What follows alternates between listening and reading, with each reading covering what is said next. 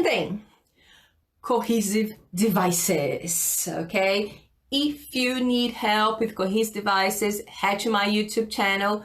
There is a video there called Linking Words, okay? Linking words should get a 7 in writing, okay?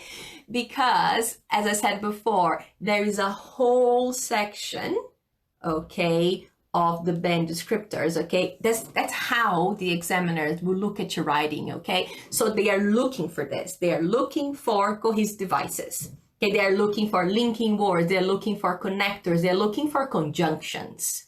They are looking for that. If you don't have that, you're not going to get a 7 either.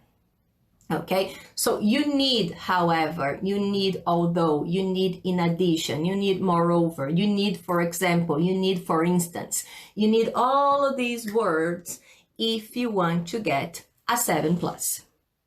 Okay, so just to recap, we talked about the structure of the writing, which is for organization, okay, and talking about the paragraphs.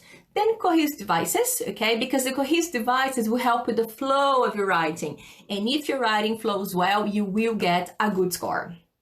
Okay, guys, so that's one of the first things I look at also. And I've been finding that the students getting the 7 are the ones that manage to make the writing flow really, really well.